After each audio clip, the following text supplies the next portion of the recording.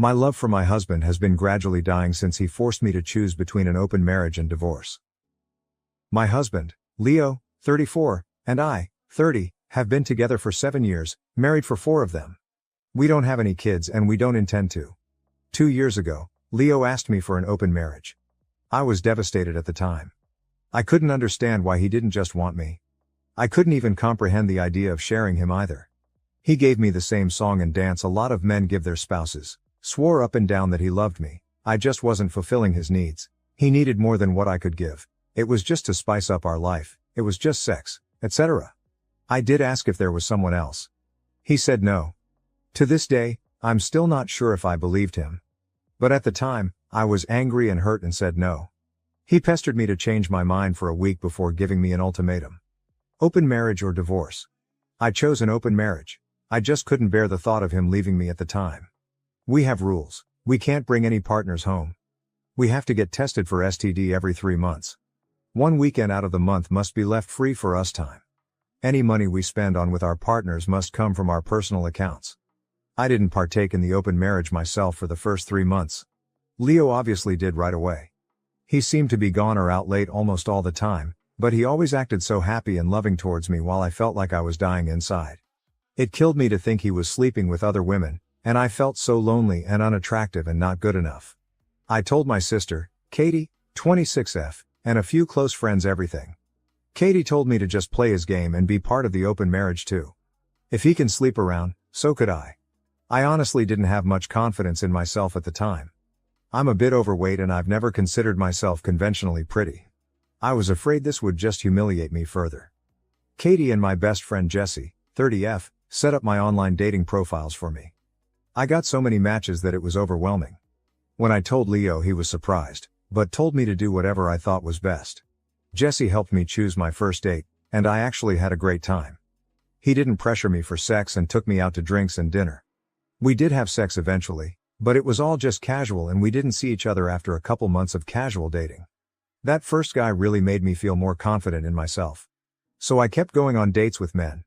A lot of them wanted to treat me, so I didn't have to spend much of my own money.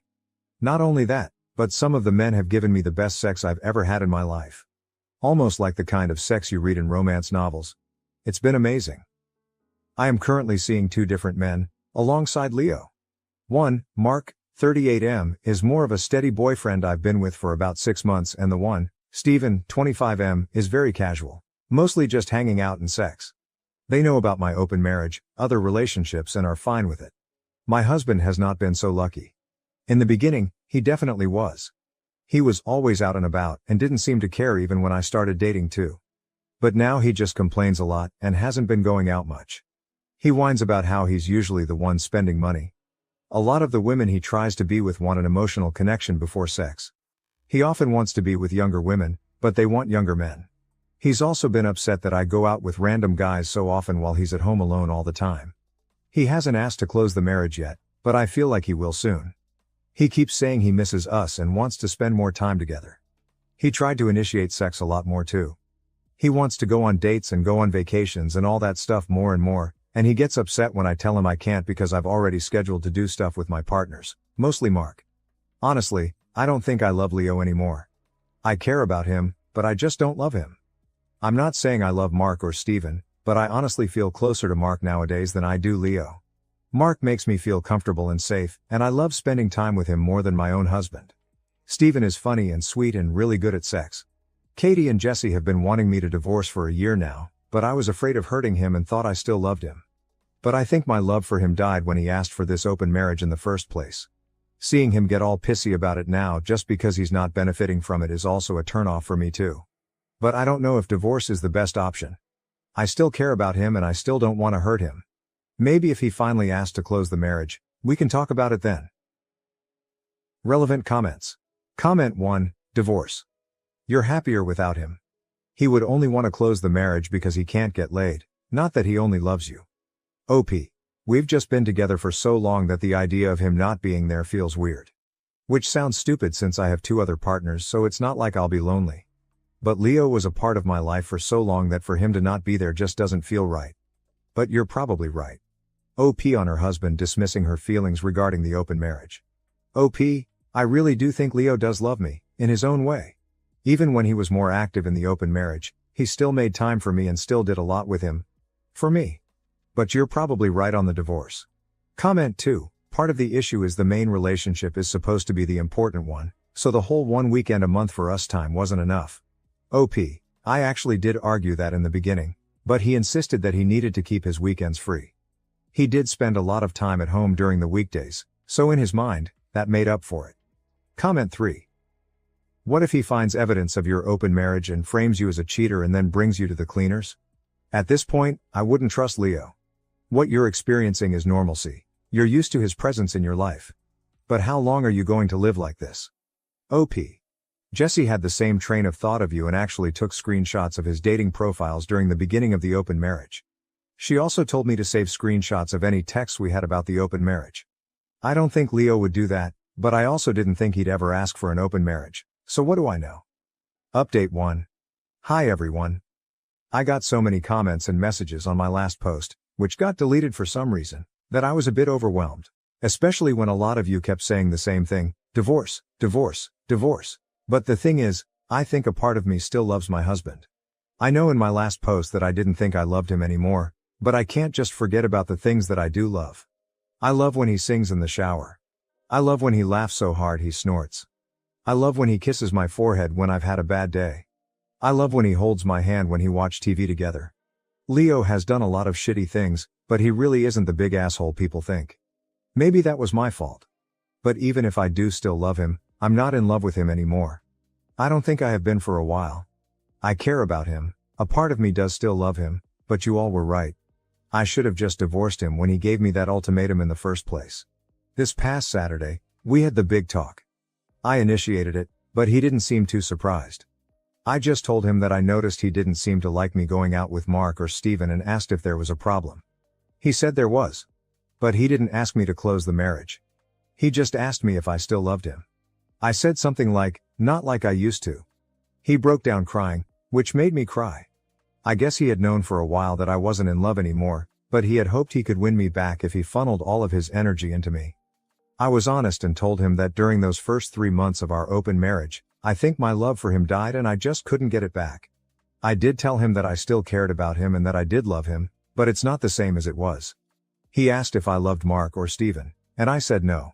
I like being with them and I care about them a lot, but I can't say I'm in love with either of them. I also finally asked him why he wanted the open marriage in the first place. A lot of you in the comments said he already had someone lined up and you were right. He had someone at work he was interested in and she wanted him too. The open marriage was just to get permission. He honestly never expected me to also get my own partners because of how unconfident I was, but he didn't want to stop me either because he thought nothing would come of it. He didn't really like me seeing other men, but he knew it wouldn't have been fair to tell me no when I gave him permission first. I guess Mark and Steven made him insecure because I was spending so much time with them on a regular basis. The open marriage was just sex on the side for him. He only did hookups and they never lasted long. He genuinely always just loved me. But he thought I was falling in love with my partners and he was losing me and wanted to win me back. We cried a lot and talked a lot. We've decided to get a divorce. Since the house is in his name, I'm going to move out and live with Katie for a while. He told me I didn't have to and I could stay until the divorce was finalized, but I just can't. It's too hard to even look at him sometimes. I don't know how I feel, to be honest. I thought I would be relieved or sad, but I'm just tired. I wish I could have been like you all wanted me to be, clapping back or being sarcastic and snarky or rubbing it in his face, but I don't feel like I've won anything. I just feel lost. Relevant comments. Comment 1.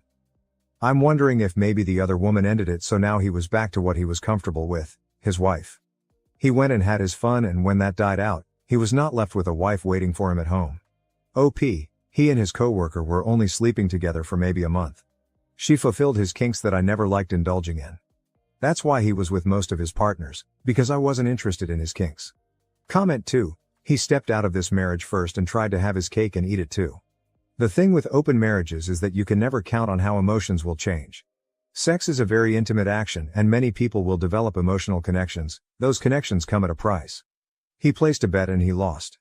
At least he's man enough to acknowledge it and own up to it. There is no easy answer. OP, I wish you healing OP. Thank you. Leo just thought the open marriage would be a way for him to get all of his kinks he couldn't do with me, because I wasn't into it.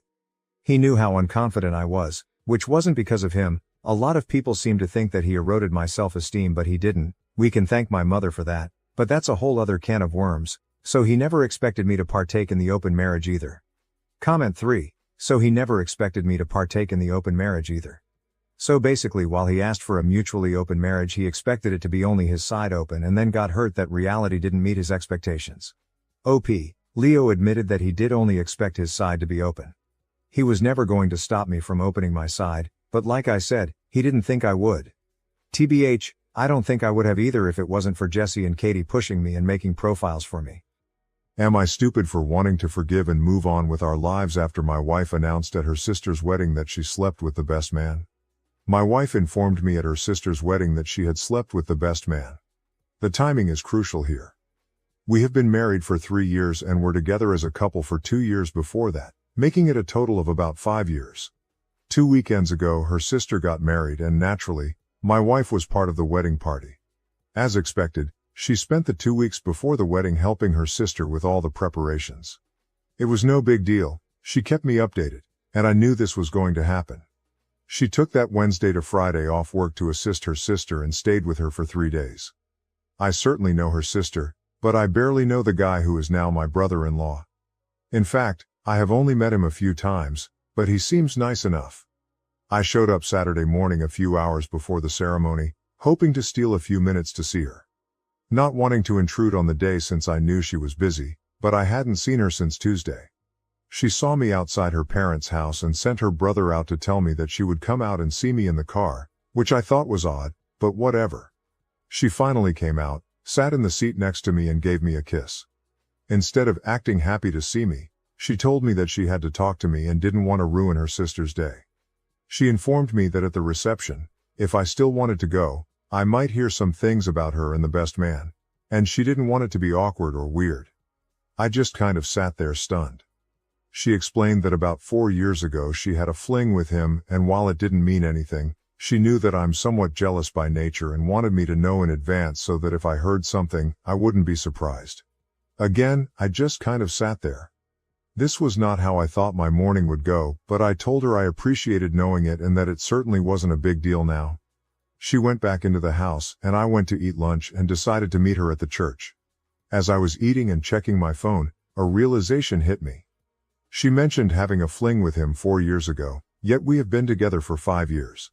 Initially, I wanted to dismiss it, thinking she might have just made a mistake with the timeline, but the more I thought about it, the more memories started coming back to me. About 1.5 years into our relationship, she went through a phase where her behavior was quite suspicious. She wasn't available when she usually would be and went on 2 weekend camping trips with friends from work. Naturally, this made me feel uneasy, but I knew I had a long day ahead and tried to push those thoughts aside. I arrived at the wedding and watched everything unfold. After the ceremony, there was a line where guests walked by to congratulate the bride and groom, with the wedding party standing in line as well. My wife was standing next to a guy I didn't know, but the best man was also there. I walked down the line, acting like everything was fine. At the reception, it took a long time for the wedding party to arrive due to the photo session. When my wife finally got there and sat with me, I chose not to mention anything, not wanting to create a distraction on such an important day. However, instead of leaving it be, she informed me that each groomsman and bridesmaid would be dancing together, and she would be dancing with the best man. I asked why, given that she wasn't paired with him in the wedding party. She explained that the maid of honor and her partner were married and wanted to dance together.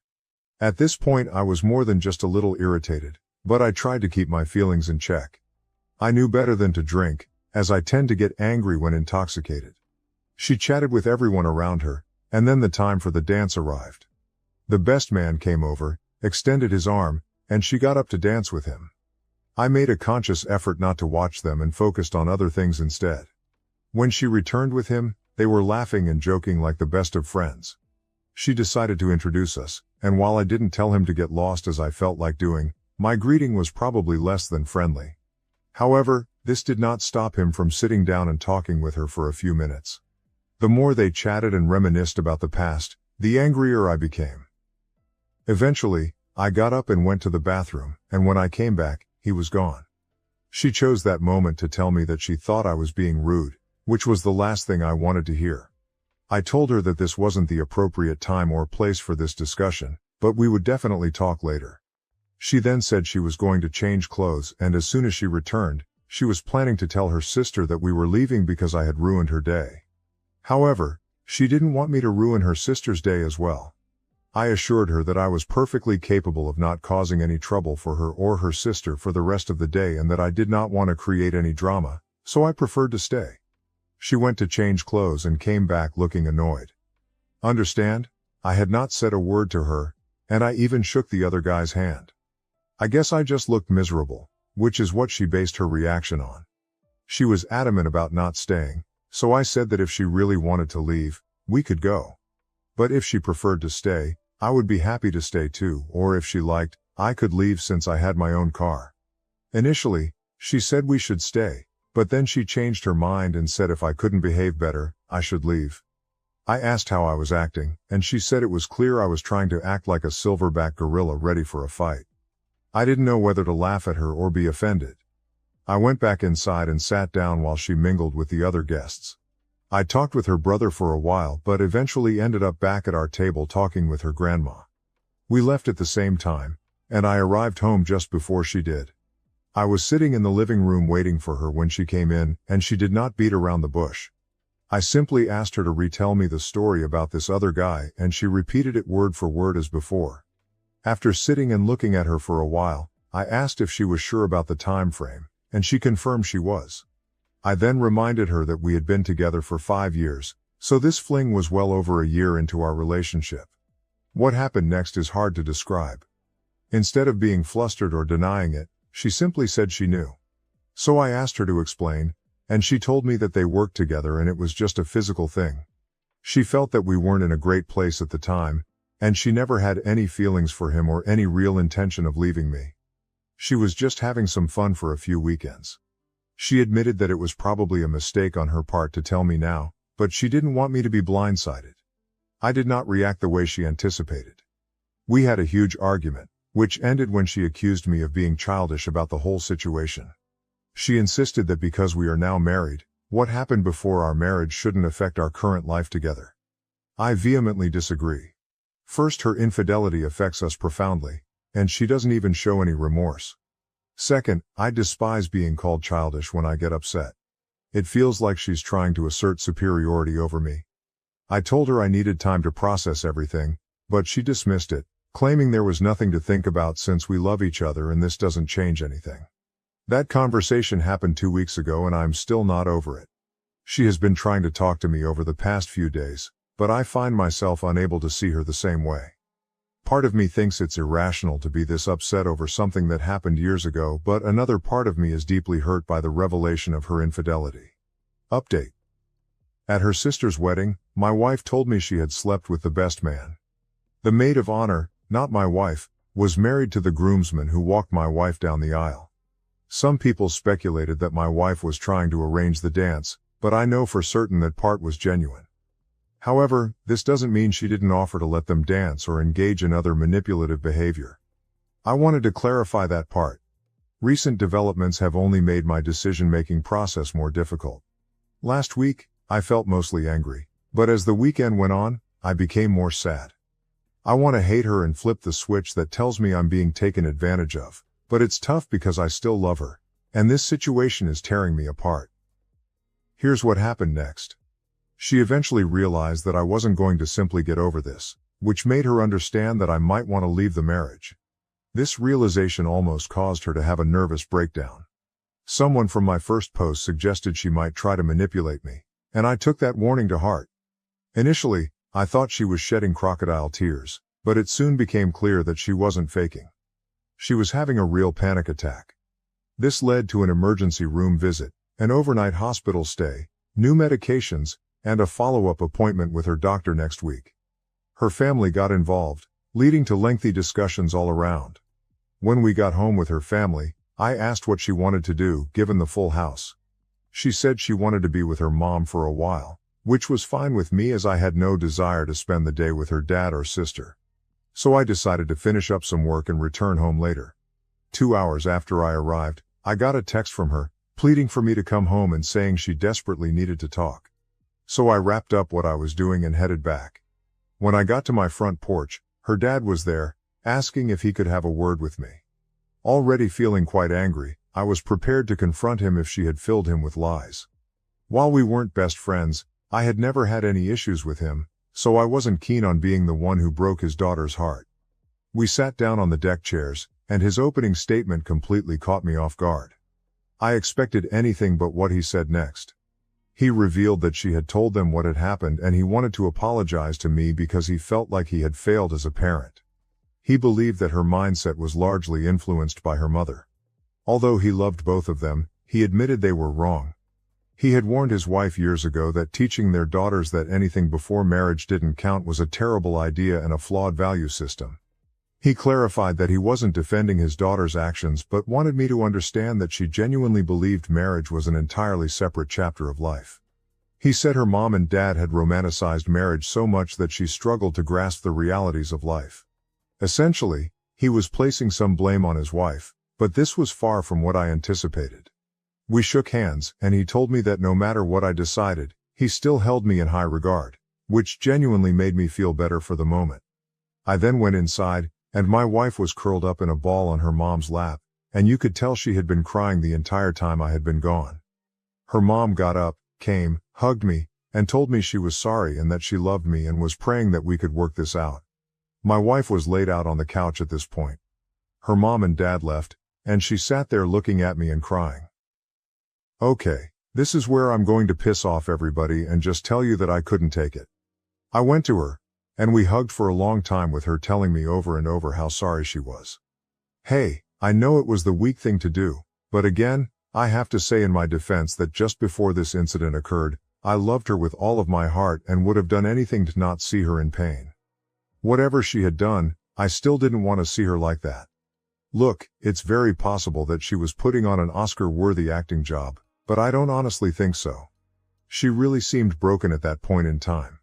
After a while, when she calmed down, I asked her what she wanted me to come home and talk about, and she said she wanted to get everything out in the open so I didn't feel like I was being lied to or manipulated.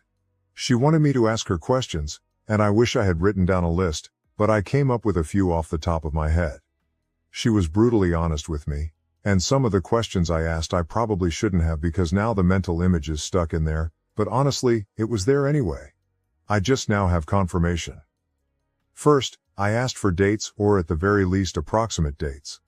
I didn't tell her about the engagement concern I had because I didn't want her to change stories, and she remembered exactly when they occurred. Fortunately, this happened a little earlier in our relationship than she told me initially, so we were not engaged when this happened. I can't tell you what a relief that was because I became physically ill when I thought about that when someone said it in my last post. Second, I asked how many times she went overboard with this because instead of just telling me how many different dates, she decided to tell me how many times there was intimacy. She wasn't doing it to be mean. She honestly thought that is what I wanted to know. This part of the conversation did not help me at all and, in fact, almost broke me down. In truth, it wasn't that often, and in fact, there were really only 3 different days that it happened on, but there were several times during those 3 days. Then came the difficult part that was understanding why she did it. Admittedly, I'm not the most masculine man, and it pains me to say this, but I couldn't ask without breaking down into tears. I questioned why I wasn't enough, why she chose him, and why she didn't just leave me. At that moment, it was her turn to comfort me because everything hit me all at once. Her confession, witnessing their interactions, and now learning the details of their affair. She spoke during this, but I couldn't process her words. I was too upset, and honestly, nothing she could say would make a difference. After regaining my composure, I told her that the betrayal was terrible, but her reaction when I found out was just as bad, if not worse. She agreed and apologized for calling me immature. She genuinely believed that it wouldn't matter to me now because we were married. Hearing this made my blood boil again. I was about to respond, but she interrupted, saying that after discussing with her parents, she realized how wrong she was and acknowledged that cheating is cheating. However, she still felt that the happiness we shared since getting married should mean something. I responded that I felt like that happiness was built on a lie. This led to another breakdown for her, nearly resulting in another ER visit, but between Ativan and breathing into a paper bag, we managed to calm her down. I let her sleep the rest of the night, feeling emotionally exhausted myself. However, by Sunday, we were talking again. By this point, I wasn't as understanding as I had been when we returned from the ER. I told her that introducing him to me was terrible. Having to watch her dance with him was even worse, and the fact that she only confessed because she was about to get caught was the worst of all. I then asked why she thought I would find out and how many people at the wedding knew besides me. Clearly, the guy knew, but his best friend, who is now my brother-in-law, also knew. This led to her sister finding out, and she feared her sister would be the one to tell me. I asked how often she saw this guy, and she said the wedding was the first time she had seen him in 3 years. I lost my temper and asked if she met him at any point leading up to the wedding. She got defensive, acting as though she wouldn't have slept with anyone because she was married. I was so frustrated that I had to leave for a while, feeling like she was living in a completely different reality. After cooling off enough to return home and attempt to be civil, she asked what she could do to help me get past this. Although it may not sound like much, it was the first time she genuinely offered to help, so it was a nice gesture. I told her I wasn't sure what she could do or if there was anything either of us could do to fix this, and that I might never get over it. She said she wanted to help because she didn't want to see me in pain and hoped that over time, I would judge her based on who she is now. She promised to do anything I needed to work this out. She also wanted to assure me that she had been entirely faithful since we got married and would never cheat on her vows. I sarcastically thanked her, which I admit wasn't the most mature reaction. I then asked for a break from further discussions until at least Wednesday. I have 2 projects I need to complete, and honestly, I'm exhausted and unsure of what to do. I fluctuate between intense anger, where I want to kick her out, and deep emotional pain where I want to forget everything and move forward with her. Yes, I know this is not what anyone wanted to hear, and no, I'm not proud to type it, but it is what it is at the moment. MAGA dad and daughter, a relationship broken by political differences. Am I the asshole for not forgiving my dad after the birthday argument? Original, Dad's POV, May 10, 2023. Am I the asshole? My daughter doesn't want me in her life because of our differences in political opinions. I, 65, have 2 daughters, Alicia, 35, and Mary, 32. I have been divorced from their mother since the girls were in middle school and have been with my current partner Janice for 15 years, but we are not married. My girls were living with me full-time since they were in high school until they each moved out. I'll get right to it. My girls have opposing political views from Janice and I. This came to a head several years ago. Things had been strained for a while and finally blew up. The girls were over for Christmas and Mary said some things that upset Janice and Mary walked out. Alicia stayed, but it was awkward the rest of the day. Janice and I decided not to let Mary visit anymore, but I still saw her regularly on my own or with Alicia. A year or so after that, I took Alicia out for breakfast on her birthday. We had decided not to talk about politics anymore because we don't get along. Well, there was something upsetting on the TV and the restaurant was empty except for us and another couple, and I made a comment about it and Alicia just started ranting. She wouldn't stop even when I told her to because she said I was the one who brought it up. The man at the other table agreed with me and started getting upset, saying what Alicia was saying was stupid and that she should shut up. I agreed with him. Yet another day ruined, I guess, so I just walked out. I told her happy birthday before I left. She was very upset that I abandoned her with a stranger that was upset with her, but all she had to do was stop talking and that never would have happened. She said she felt unsafe and that I shouldn't have just left her there. And maybe I shouldn't have, but she also needs to take responsibility for her part in this. Now she barely speaks to me and I only see her on special occasions like birthdays or Father's Day. And never at either of our houses. She moved and hasn't told me where. It is somewhere local though. I see Mary more often, but she doesn't want to get involved with me and Alicia's issues.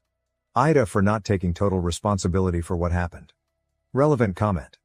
We could share the same political beliefs and I would agree with your daughter. You broke the agreement and made a comment you knew she wouldn't agree with. Then you got mad when she responded to the comment, then you agreed with a stranger and escalated the issue.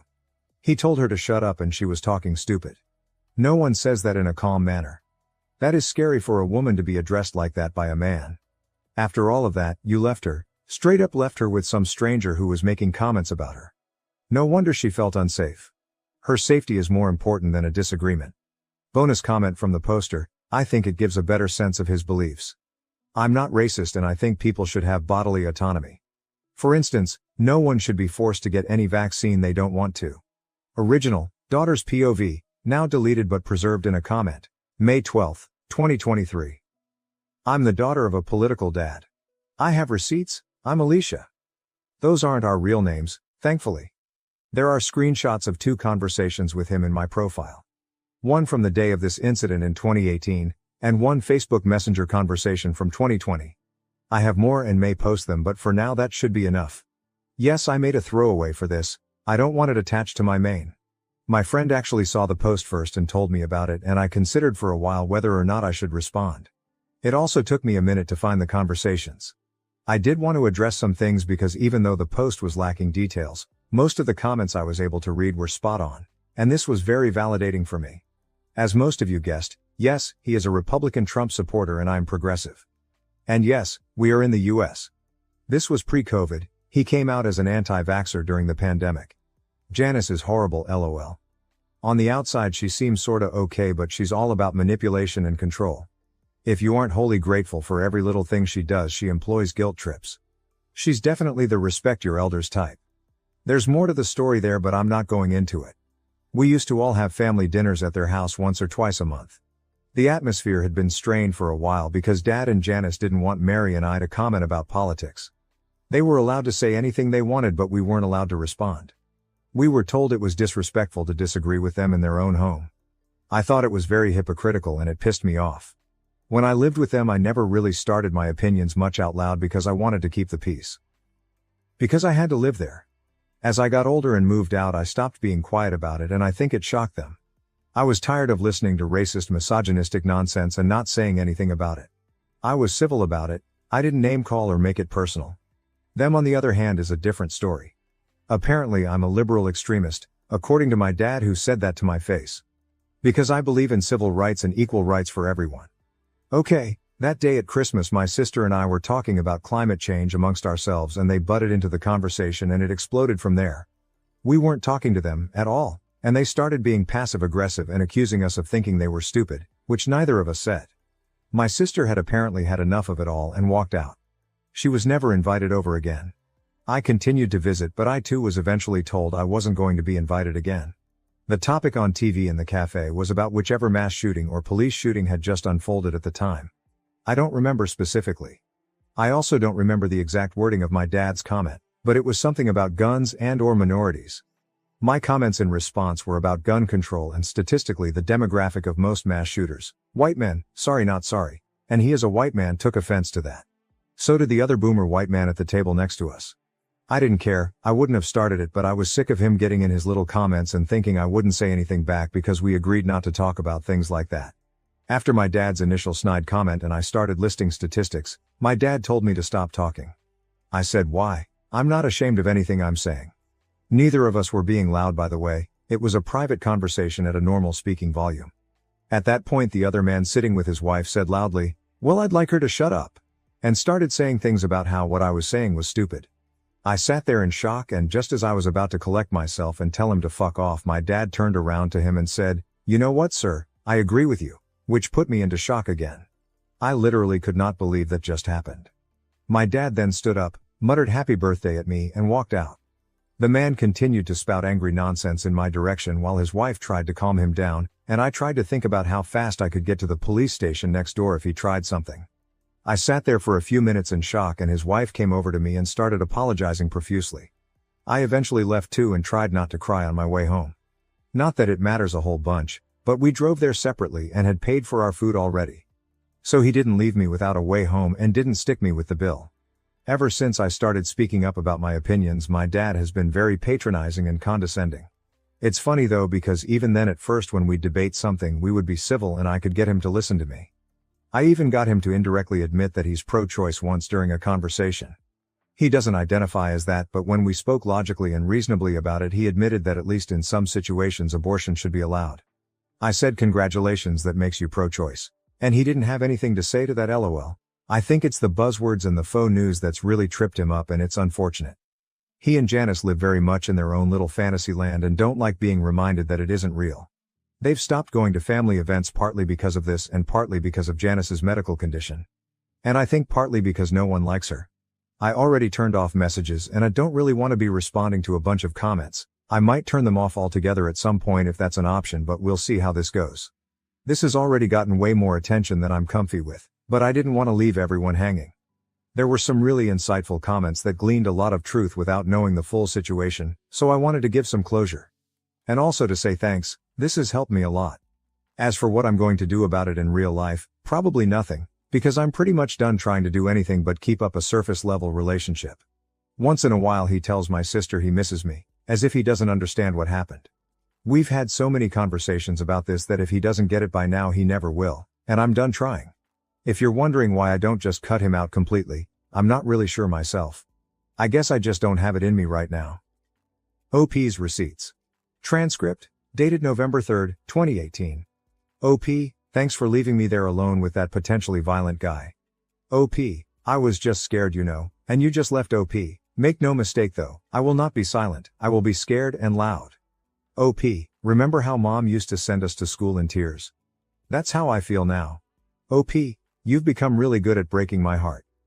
OP, I told you I'd been censored, harassed and censored in the past and you didn't say anything close to I'm sorry that happened to you. OP, I guess you don't care.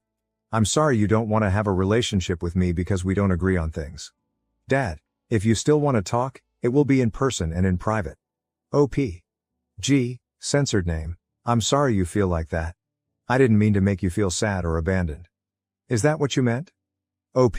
Right, well I get that you're at work and this isn't the best time. So you just let me know when you're ready to treat me like a human. 6:38 p.m. Dad. Do you want to talk? OP. Not tonight. Transcript, dated October 28, 2020. Dad. You can reach out too. I haven't heard from you, so I figured you wanted space for whatever reason. OP. I want space. What's there even to say? I'm not allowed at your house, you don't want to come to mine. You actively avoid family gatherings. You abandoned me on my birthday in a public place with a strange man who was yelling at me after you took his side a few years ago. That was what made me start seeing a therapist. BTW. You bring up hypothetical situations where we'd be on the opposite sides of a hypothetical civil war for no other reason than to divide us, I guess. You've made it very clear that your politics are more important to you than I am. I get the very clear impression that you don't want me in your life, so I'm not trying to be anymore. Dad. So you're good as is? OP. If that's going to be your response to all of that, yeah. Dad. Okay. OP. Guess that means you're good with it too. Dad. I'm not going to push you into anything you're not good with. OP. Right, that fact that this was your only response to everything I just said means it's all true, and why would I want to pursue anything with someone who thinks politics are more important than their own daughter? Someone who betrays her and then abandons her in a scary situation. Dad. Sad it's come to this. You want to talk, you can call. It's up to you. OP. Sad indeed. I bought a house. BTW and I'm moving on, censored. Not that I think you'd ever try to visit me, but just in case I won't live there anymore. Dad. So do you want to talk or not? OP. Do you? Dad. I'm always open to conversation. OP. Tell me now if you stand by anything you've said or done, 'cause if so I don't see the point in talking about it. Dad. So you don't take responsibility for anything? OP. Ha ha ha, do I take responsibility for you abandoning me? No. For not being allowed at your house? The reason being because you and Redacted wanted to talk about politics but wanted to prevent me from saying anything. No. For you not wanting to come to my house? No. For you avoiding family gatherings in general? No. For you loving your politics more than me? No. Do I take responsibility for having my own opinions and deciding that I won't stay silent anymore? Sure. But you didn't like that. You liked it better when I just shut up and you could say whatever you wanted. It's never going back to that. If you do or say something shitty, I'm going to call you out on it and hold you accountable. Those were some really shitty things you did to me, and no matter what you think I did to deserve it, I absolutely did not deserve it, and you're not going to convince me otherwise. Dad. Wow. Dad. Well, congratulations on your house, and I really do hope things go your way. I hope you continue to be well. OP. Same to you. New update. Daughter still. Jules. 20, 20, 23. Check my profile for the history. But basically I found a post from my dad complaining that I barely talked to him and posted here to give the missing reasons. I'm deciding to go no contact with him because of texts he sent me this morning. Screenshots in my profile. It speaks for itself, but the summary is he sent me a photo of him and Janice meeting Mike Pence, which that's fine by itself, I don't care, but he's decided to rub it in my face knowing I don't want to hear about it. Then he tried to gaslight me by saying he sent it to honor Mike Pence's wishes, and that it's a positive message. I told him not to contact me anymore. I don't need this nonsense in my life. Honestly, it's thanks to these posts and Reddit that the decision to cut contact was so clear to me, but I have to admit I'm shaking as I write this. It's obviously not the outcome that anyone wanted. OP's Receipts. Part 2. Transcript. Dated July 20th, 2023. Dad. Image of 3 adults posing for a picture. Former Vice President of the United States. Mike Pence is in the middle. The 2 adults on either side of him have their faces censored and are labeled as Dad and Janice. Dad. Mike said to say hello and best wishes to my children. OP, I need you to tell me why you sent me that. Dad. Honoring the man's wishes. OP, did you think at all about how I would react to it? Dad. To a positive message. Dad. I guess that won't happen again. OP, it won't, but not for the reason you think. You know we don't agree on politics, that's what sparked the incident that led me to go low contact with you. I've told you how that day made me feel, but you never understood. This proves that at the very least you still don't understand. It's childish. I was willing to keep up some sort of relationship with you as long as you didn't do anything malicious, but you just can't help yourself. You sent this knowing full well that I would not like it. Then you tried gaslighting me about it being for his wishes or that it's a positive message. I can't do this anymore. I don't need someone in my life just trying to get a rise out of me, especially my own family. Do not contact me anymore. I'm done. My wife and I want to adopt our foster daughter, but my father-in-law is furious. How can we protect her while dealing with his cruelty? My wife and I have 2 biological teenage sons, one older and one younger than our foster daughter. We have been fostering kids for many years, but the goal has always been to reunify the kids with their parents, which has happened successfully each time until now. 2 years ago we took in our foster daughter, now mid-teens. She had been through a lot and was labeled as a troubled kid and not adoptable. I won't go into details, but the issue in this matter is that there are images of her going around amongst a certain community from before we took her in. We were informed by authorities about all of this before, so it's not like this came as a surprise after we got to know her. I'm not going to lie, it has not been easy. Our families have seen us struggle, but almost everyone has been super supportive. The first 5 and 6 months were the hardest. She didn't trust us, and she was angry at the world, rightfully so.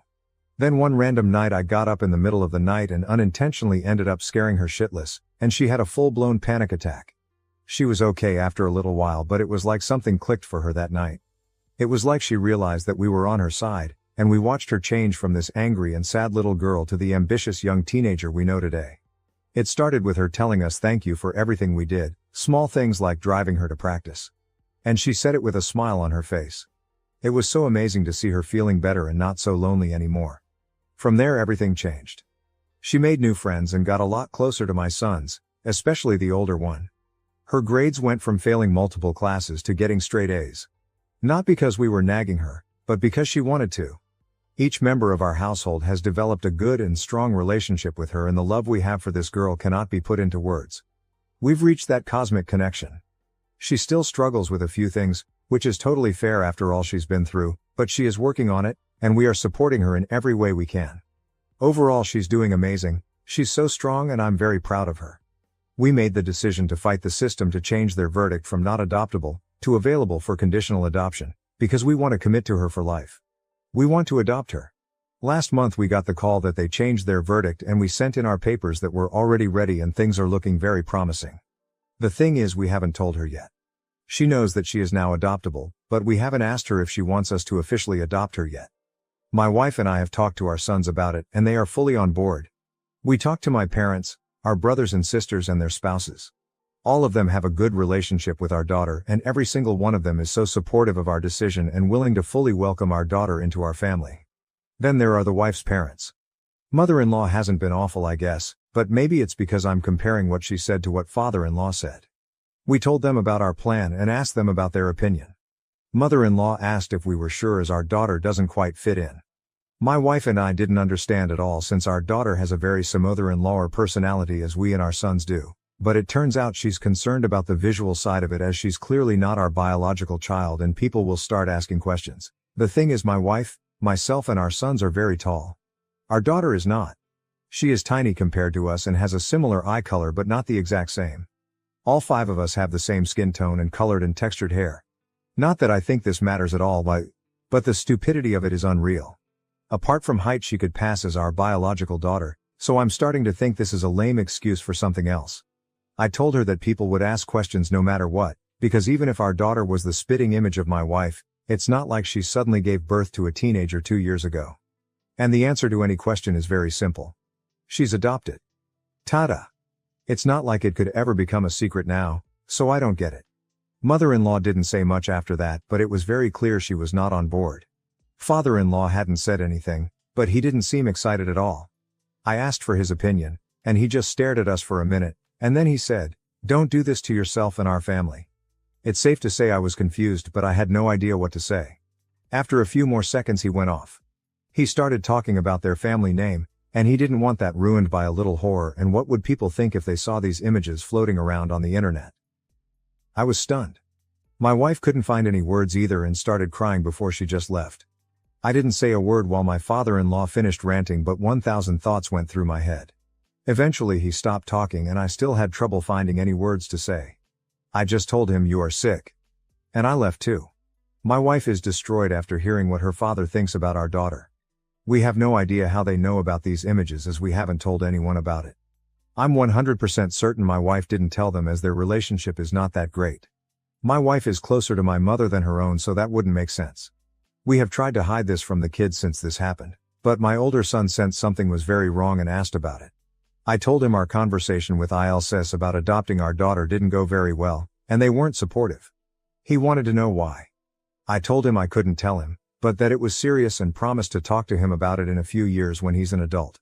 And I assured him that our daughter didn't do anything wrong, our plans haven't changed, and that it's the father-in-law who is being unreasonable.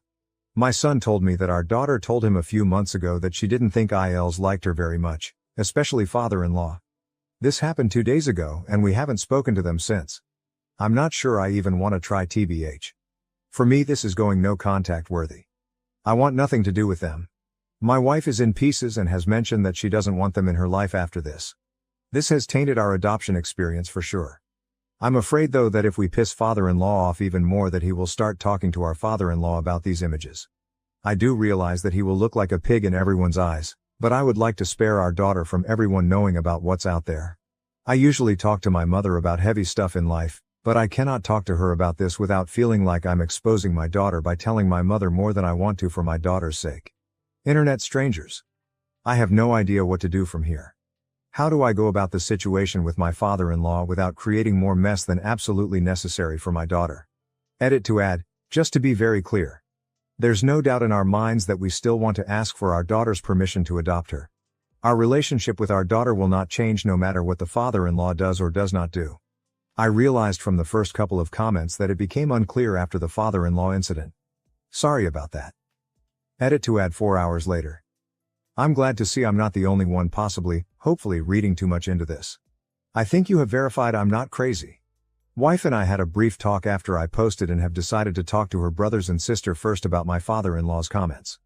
It will be a hard conversation, but it needs to happen. Before I could get to it, my wife told me she wanted to report the situation with her father knowing about the images of our daughter. Right now we don't know what that looks like, but it has simply not been possible for him to gain this knowledge legally. There is a culprit for sure, but we will leave that to the authorities for now. Thank you for giving me a reality check. And thank you for your encouragement, we need it right now. I punched an autistic kid after he groped me and now everyone hates me. Am I the jerk? That grope was the last straw. I have known Troy since nursery, kindergarten for Americans, or just anyone, and he has always been a baby. It was always his autism that made him who he was. I don't know why, but he always had a crush on me. I rejected him gently multiple times, but he never took no for an answer. As we grew older, he got worse. He started commenting on my chest. Asking to touch them. Asking to see them. His friends kept trying to convince me to show him because nobody would be nice enough to give him a chance. And in year 7, 6th grade, he started groping me. I told teachers, but they kept saying that his autism doesn't make him know any better. It was only me. He got jealous when I was in the presence of another guy. He would have meltdowns and I got into trouble because I knew how upset he would get. No, I didn't. It was like my only purpose was to be his. I wasn't allowed to be my own person. The groping continued. I kept telling him to stop. He didn't listen. I remember crying on the floor and teachers just kept saying that his autism makes him like this and that I'm being a good person by taking care of him. His groping hurt. I don't know how to explain it. He just grabbed my chest and butt hard. And it hurts. The groping continued for 4 years. I was always his caretaker, his girlfriend, his best friend, his. I couldn't stand it anymore. I couldn't take it anymore. It was hot and I wore a skirt and he proceeded to put his hands up my skirt and groped my butt. I lost it and punched him around the nose. His nose got broken and unfortunately now I am getting put into isolation for 2 months for bullying an autistic kid. He's not a kid though. He's 16 years old. He acts normal around his friends. He treats everyone else with respect. He's not a kid. Now everyone hates me. I have been receiving death threats and people have been saying he should have done worse. Now all I want to do is curl up and die. Maybe I should have been nicer. Maybe I should have been more sympathetic. Maybe I should have just accepted it. I could have been his only chance. For the record, I don't despise autistic people. He is not a representative of them. He is just an awful person. Troy is just a horrible person. Thank you for letting me vent. Edit. Hi all. I didn't expect so much attention, so thank you for the validation. Giving my context. His parents are prominent people in our community. His dad is a third-generation Army something, IDK, and his mom is known for always holding all of the stuff for kids. Like the summer fairs, etc. She is also part of the school board and friends with the higher-ups if you will, which is why this happened at all. I wasn't technically his caretaker because I didn't have to feed him, clothe him, etc. I just had to be his friend. His dad is also friends with the police station. They go way back, so that's another reason why they didn't do much. Or just took a statement then wrote him off as mentally disabled. And the police here just suck ass here. Police officers have SA'd many women before here. They just get let off unfortunately. Onto a semi-update. Firstly, my parents will look into lawyers. We just couldn't afford one, and I was always too scared to get one. I guess it was because I have been so neglected, that I just thought nobody would believe me. However, my other relatives said that they would chip in and pay for a good lawyer. Meanwhile, my parents took me out of the school and I will stay at my grandma's for a while to recover. My auntie is also going to pay for my therapy. So I will enjoy that much needed therapy. Thank you so much for the kind words. I hope you all miraculously wake up with more money in your bank's accounts than you expected.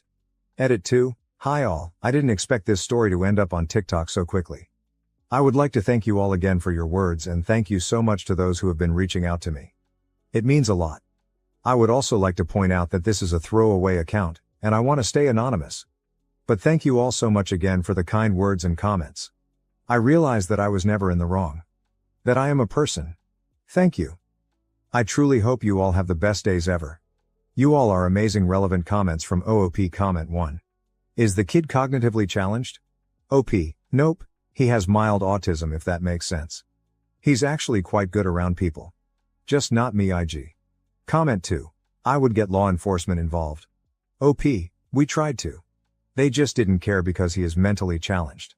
My parents genuinely tried to do something, but when everyone defends him, they believe the majority. I mean, when I usually say this story, people automatically think I hate autistic people. I don't. Because autistic people don't do this. Horrible people do. Autism isn't the label for assault, the label is sexual assaulter. Update. Firstly, I would like to thank you all so much for your kind words and messages. Thank you for your support and validation, your words meant so much to me. Also, I thought I would explain the whole I hope you all miraculously wake up with more money in your bank account comment. I heard someone in TikTok say this and thought it would be a nice thing to say, as some people did question it in my messages. But yeah, thank you all again. Before this update starts, I would like to say that this all occurred like 2 weeks ago now. I just reached my breaking point and needed to vent. Hence why the update may be soon to some. This won't be the final update, but an update. I would also like to clear the air with my parents. Now unfortunately, my parents come from a country where this stuff is normal.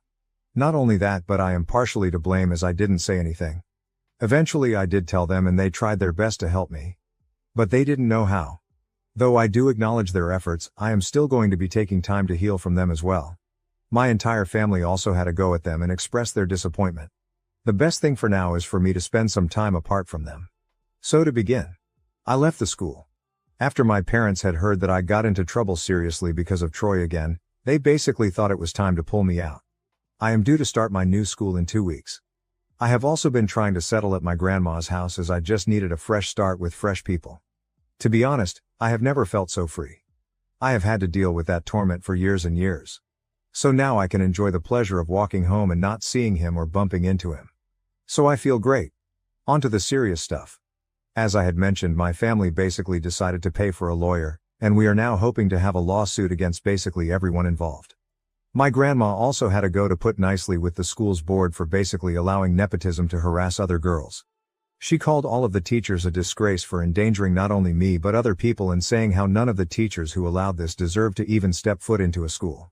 This experience has also not been all sunshines and daisies. After the suit was claimed or made, IDK, my parents got letters and messages basically asking for the case to be dropped. My parents obviously said no. But it still didn't stop the harassment. I eventually got harassed too. All of the people giving me death threats decided to go into graphic detail on what Troy wanted to do to me. Spoiler, it wasn't great. And Troy's parents showed up on my doorstep demanding to see me and talk to me and how Troy is ready to apologize.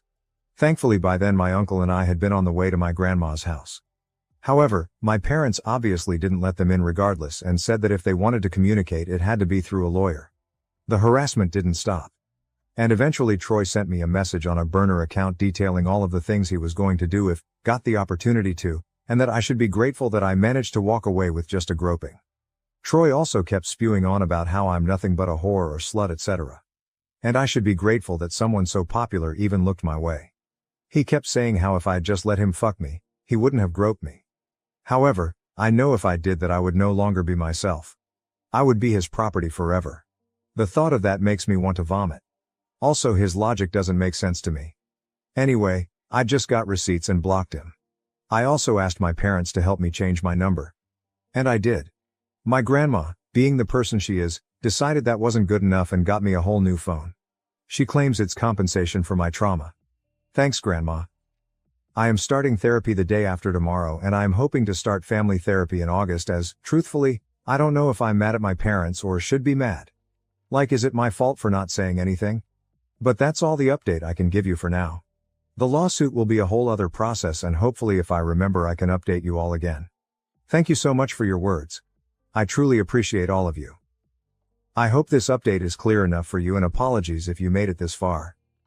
Am I the A for defensively responding, I'm sorry I was born this way, when my natural afro was accused of cultural appropriation by friends? I am a 19-year-old female. I am also a Caucasian person, which I think is relevant. I have a natural afro, similar to a Jufro or something like that. I am not exaggerating when I refer to it as an afro. It is a big round puffball of curls from my head. I have a friend group, and almost all of us knew each other in high school. I am not sure exactly how relevant this detail is, but almost everyone in the group is a person of color. We get together every once in a while, and the last time we met up, the topic of cultural appropriation came up. Topics like this are not unusual for us, as we sometimes talk about political or societal issues. We all have the same left-wing beliefs, so it is easy for us to talk about these things. In the discussion about cultural appropriation, afros specifically came up. I did not think much of it for a while, as it makes sense to me that someone mimicking the hairstyle of people of color would be offensive. I did not really contribute to the conversation except for nodding along, as I agree with what they say but cannot really add to it since I am white. At some point in the conversation, I started to feel like people were looking at me. Not like conversational looks but more like looking me up and down before glancing away and repeating. I brushed this off, as I have had issues with social anxiety since I was little, so most of the time when I feel insecure, I figure it is just my anxiety bursting through my medication to bite me in the butt. However, after a few minutes of feeling this way, one friend commented on how weird it was that I have my hair in an afro despite being white. All of my friends are well aware that my hair is completely natural, and I do not do anything to get it this way, so I was taken aback. A few other people chimed in, saying things like I should straighten it, and that I was adding to racial tension and making people see me and think it is okay to appropriate afros. I snapped and said, I am sorry I was born this way. I was using a loud tone, which I am not proud of, as I am very averse to anything that resembles yelling. I would not say I yelled, but I was speaking noticeably louder than the volume we had maintained. Some of my friends looked disappointed, while others looked kind of disgusted, and they all just left after that. If anything, I think I am the asshole for how I responded, but I am also asking if I am the asshole for having my hair like this. I would talk to other friends or family about this, but I am worried about them being disappointed in me. Any advice is appreciated. Update. Kind of. Thank you to all of you who commented, which by now is a surprising amount. I appreciate all of the advice you gave.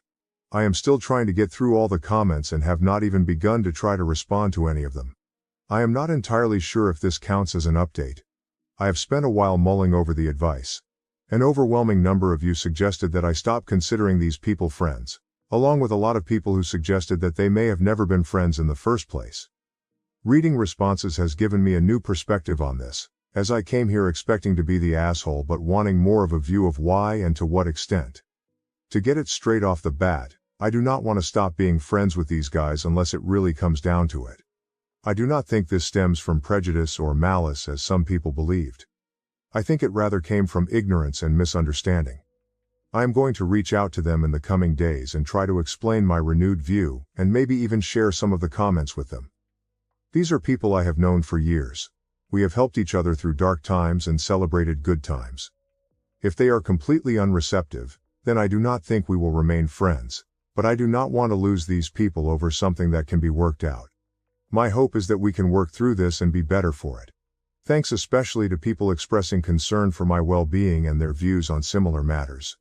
Even bigger thanks to those who expressed concern for my hair's well-being and the idea to use hair products made for people of color. For some reason that I can only attribute to sheer lack of attention to my hair and its health, I had never really considered this. When I think about it, I am coming out of this with friendship tips, worldview tips, and hair tips.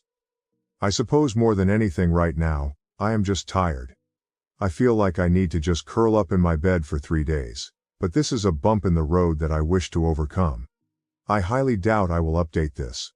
I decided not to post this on my main account so it would not be associated with browsing on this site for obvious reasons. I will try to get back to at least some comments. I guess more than anything, this update is just to say thanks for caring enough to give me advice, whether it was a single word or 3 paragraphs. Some comments that were donated and had many votes.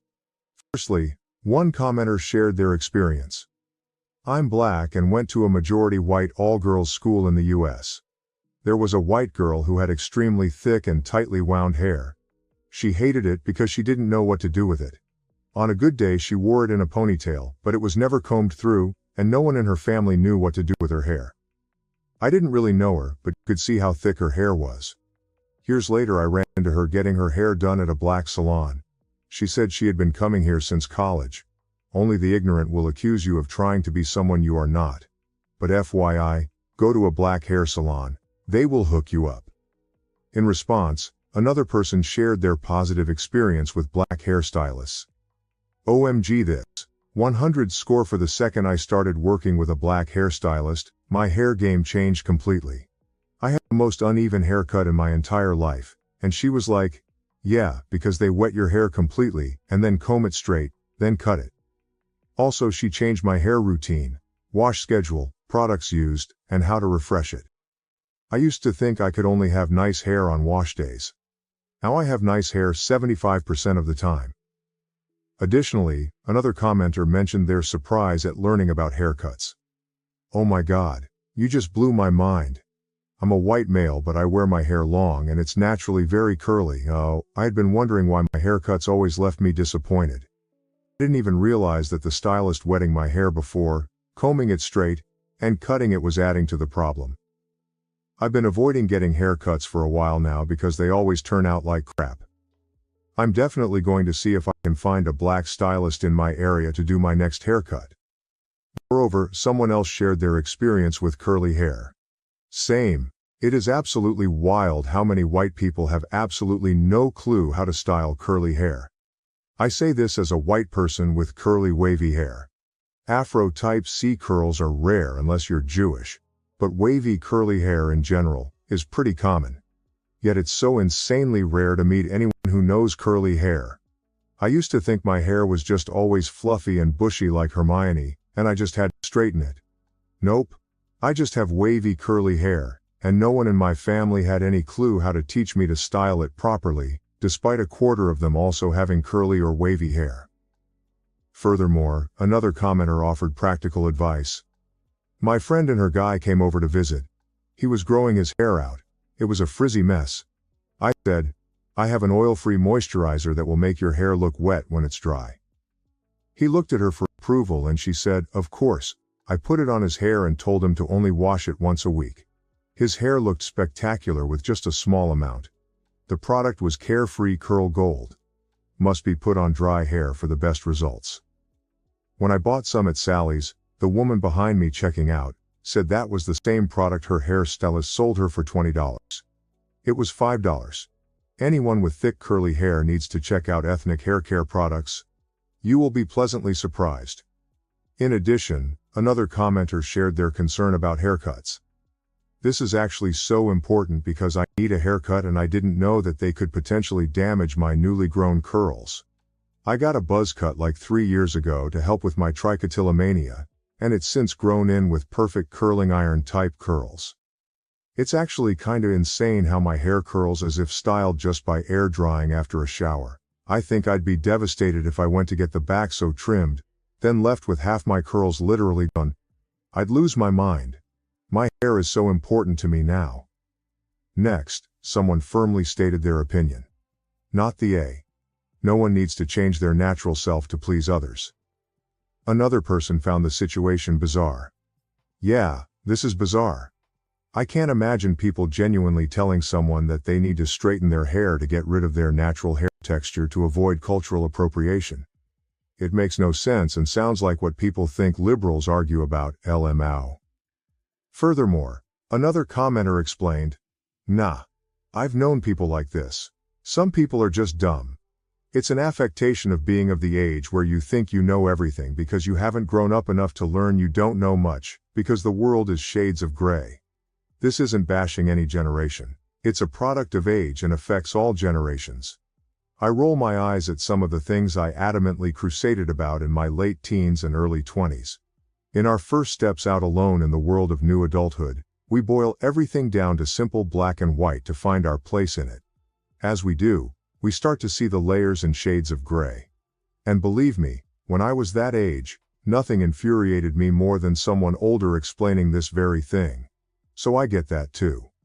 Someone else pointed out, having tightly coiled hair is not exclusive to black people.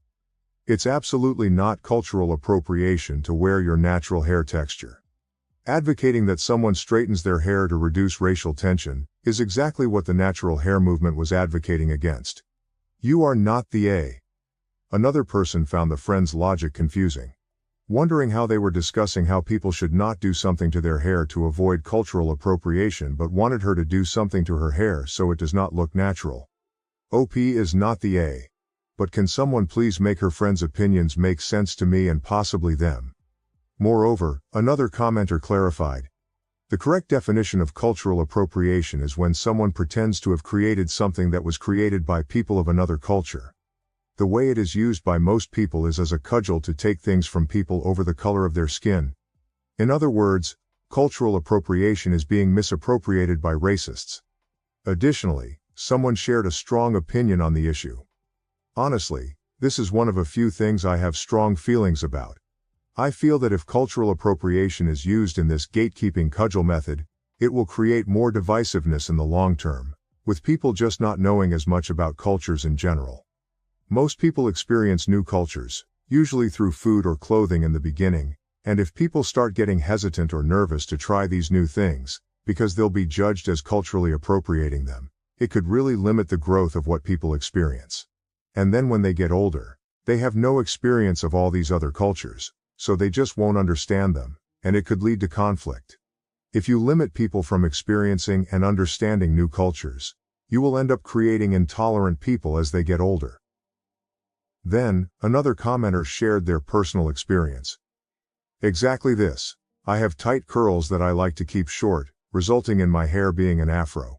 African Americans often refer to this style as natural. Guess what? It's natural for me too because that's what my hair does naturally. I would say something along the lines of, so you're allowed to have your hair natural, but I'm not. They need to get over themselves. Not the A at all.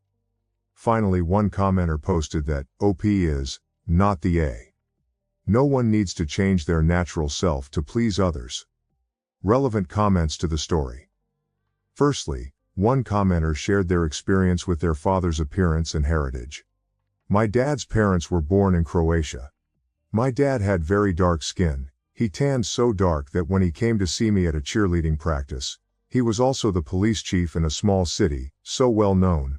One of the other squad members, and this was a high school that was about 40% black, said, "I didn't know that your daddy wasn't white."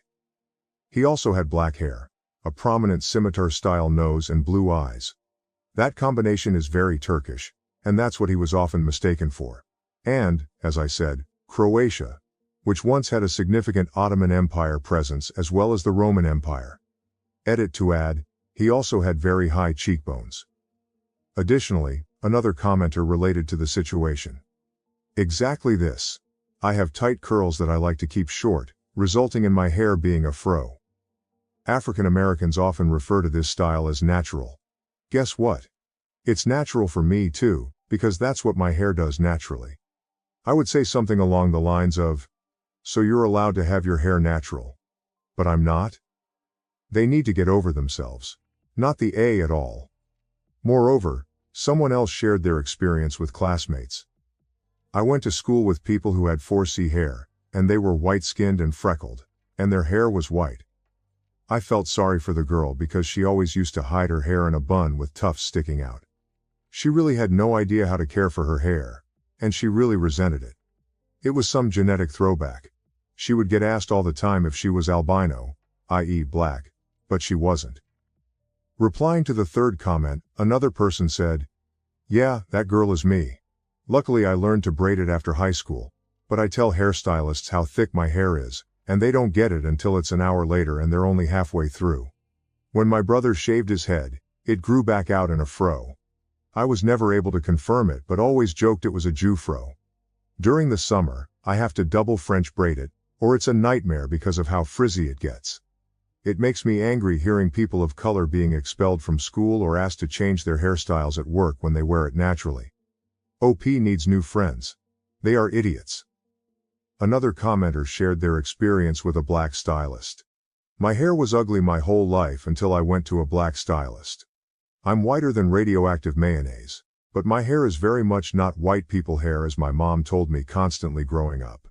My stylist is fantastic, also incredibly inclusive, and I never feel out of place there, and gave me the most fantastic cut I would have never ever chosen for myself. I would have thought it would look so bad on me, but they asked me if I was willing, and I said yes out of sheer frustration with what I'd been dealing with my whole life. I look so good now. My confidence is off the charts. Finally, another person shared their positive experience with a black hairstylist. I'm a pale, pasty white girl. I always had straight, maybe wavy hair most of my life.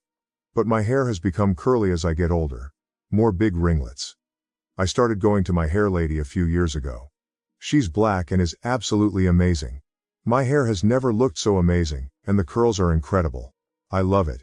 She is most definitely the reason my hair is in the good condition it is, and the curls are the way they are. My wife made negative comments about our daughters posing for her school photos. Am I the asshole for getting angry at my wife over this?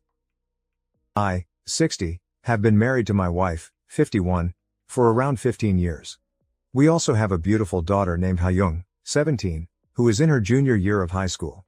Yesterday after school, Hyung, pronounced Hyung, came up to me and my wife and showed me her school pictures, both her individual photo and her group grade photo. They were taken all the way back in February, but they had just arrived today. I complimented Hyung and told her how beautiful she looked in the photos, before telling her how proud I was to see her grow up throughout the ages, before showing my wife the pictures of our daughter. It did not go the way I hoped it would go.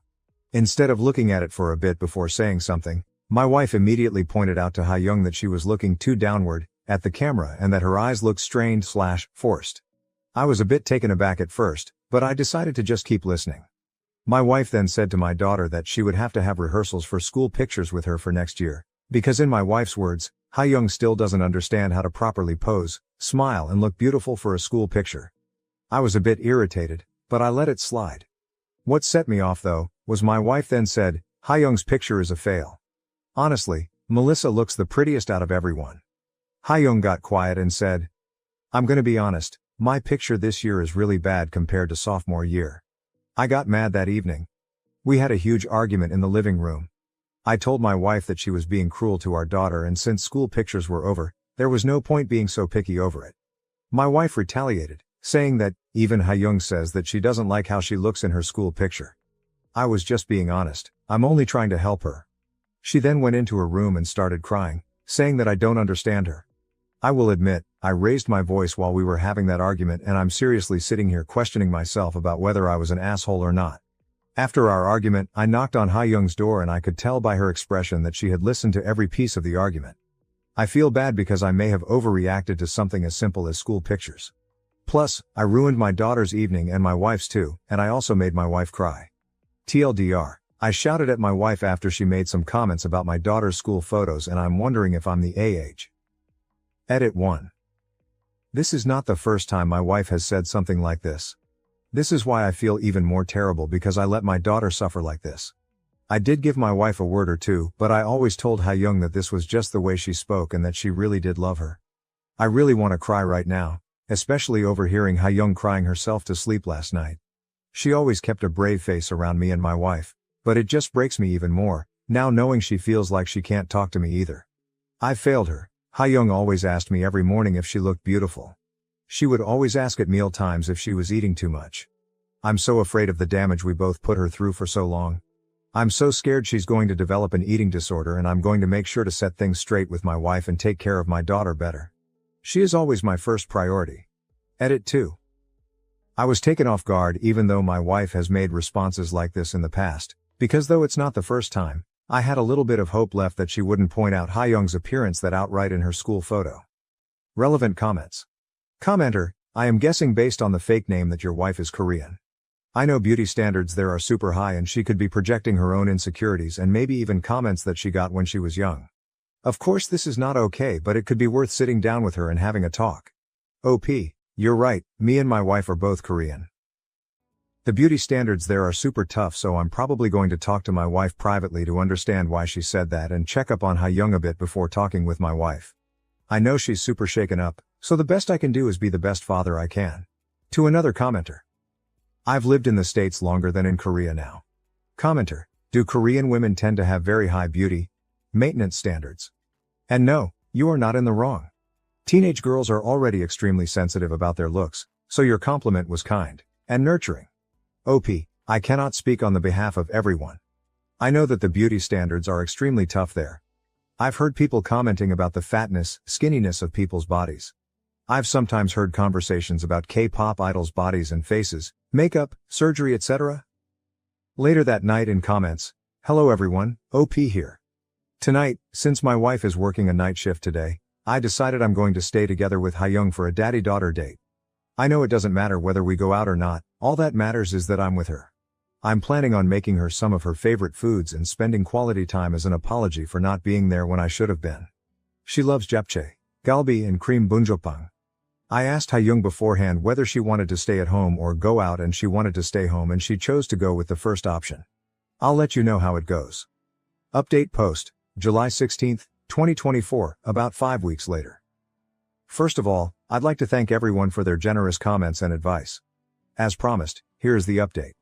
After my wife left for work, I decided to check up on my daughter. She was in her room doing homework, and I could tell by the forced expression that she was not okay.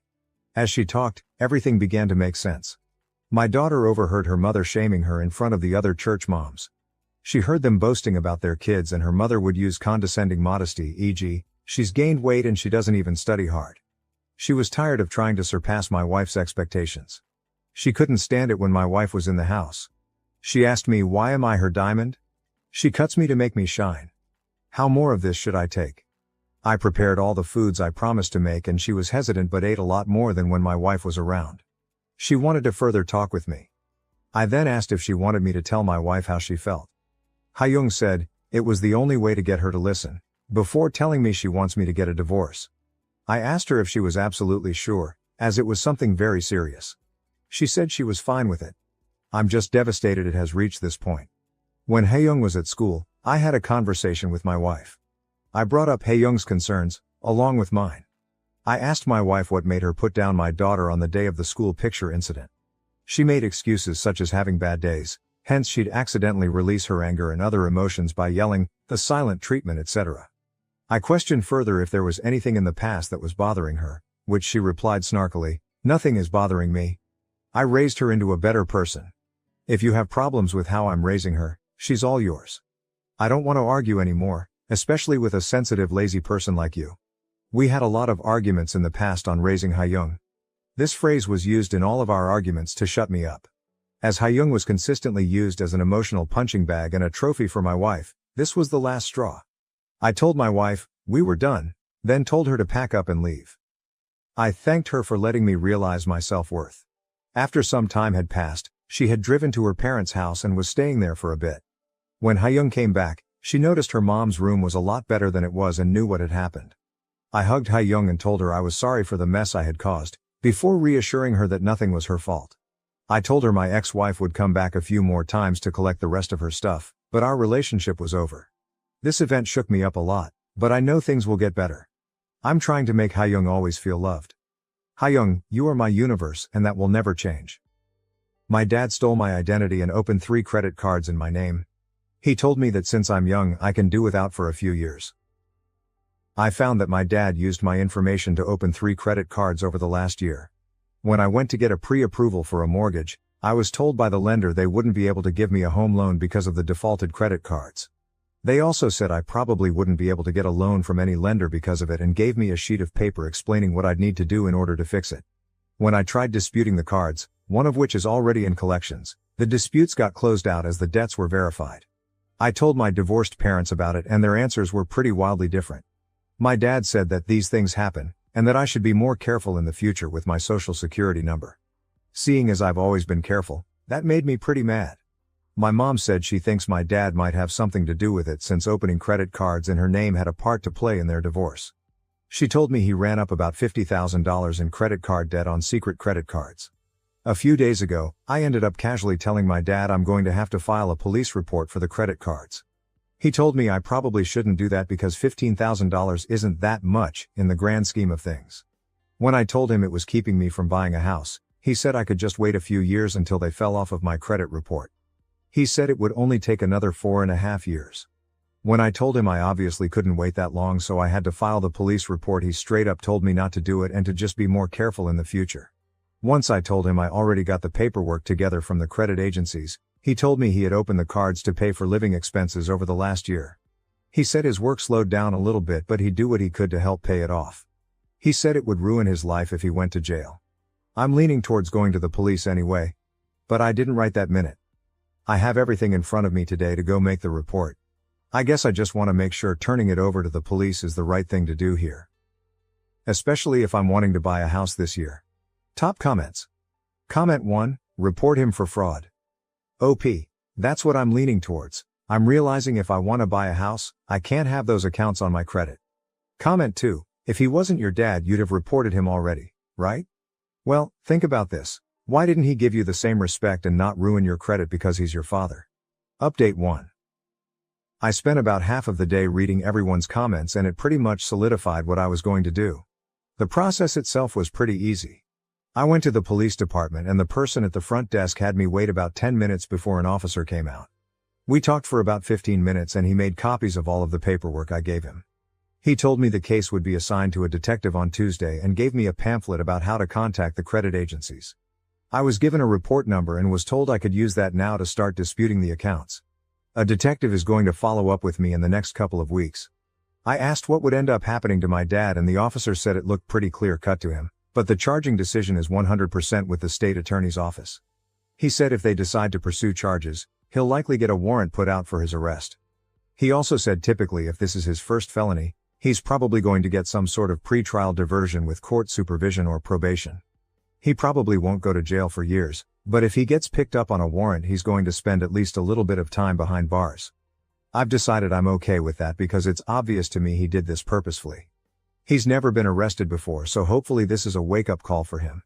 At the same time, he completely did this to himself. I'll update whenever I learn more. Top comments. Comment 1, play stupid games, win stupid prizes. Sincerely hope everything works out well for you. OP, I think it will. From what I understand, it might take a month or two for the cards to come off of my credit, but once they do, my credit score should shoot up. Comment 2, well done OP. I was so mad on your behalf reading the first post, it would take everything in me not to use his words against him. Jail time? It's just a few years. You've ruined my life. No. You did it by trying to ruin mine. I hope the marks come off your credit report like it's made of Teflon. Good luck on your home ownership journey. Update 2. There's been some good, a little bad, and a little real bad progress the past few days. The good, I used my report number and disputed every account. When I checked my credit last, which everyone should be doing regularly, the one with the lowest balance was already off of my account. The other cards and the collection account are still showing, but I have hope they'll be falling off in the next few weeks. I also received a call from someone at the prosecutor's office who had a couple of extra questions for me and asked if I would be willing to testify if they charged him. I said yes, and they said they would be making a decision on their charges before the end of the month. The bad, obviously, someone talked to my dad about this because the last time he talked, he scolded me for going to the police and hasn't talked to me since. One of my brothers was also pretty mad at me about it and hasn't talked to me in over a week. The rest of my siblings and my mom understood where I was coming from. The real bad, one of my other brothers, not the one who was pissed, found 2 open credit cards on his credit which weren't his. He checked his credit score for the first time in a couple of years and he said it was down about 150 points from where it used to be. He's now in the process of dealing with that. He doesn't have any positive proof, yet, that it was our dad. But the fingers are pointing in that direction. This still blows my mind that a dad could do this to his own children. I'm moving forward though, I still hope to be able to purchase a house before the end of the year. Additional information from OP, also, I think all of my other siblings, there are 6 of us, are checking their credit too. Probably for the best. New update. This is going to be my final update as it seems like this has gone viral and hit a few different big websites. I'm happy to say my credit has completely returned to normal. All of the disputed accounts are now gone. Obviously, I'm excited about this since it gives me a solid financial future. I also received a letter from the prosecutor's office 2 weeks ago and they said they are going forward with a charge of what is basically identity theft. I spoke with an assistant prosecutor and they explained they'd be putting out a warrant shortly, but that as a first-time offender, they'd probably offer a misdemeanor charge and a plea. My dad was arrested last Friday after a traffic stop. He got out of jail the next day and has a new court date in late August according to the Public Records website. He called me and told me I'm dead to him and to never contact him again. My brother who found credit cards opened in his name has made a police report as well, but apparently the addresses are different on the accounts. He was told it was unlikely it would be prosecuted, but he's working on getting them off of his credit. Additional information from OP, just wanted to give everyone who commented in my other posts a shout out. You have all given me the courage to do this. I'm going to be deleting this throwaway because I really hope to put all of this behind me between the news articles and having no contact with my dad. Don't let things like this sneak up on you. It breaks my heart to do this to my dad, but he did this to himself.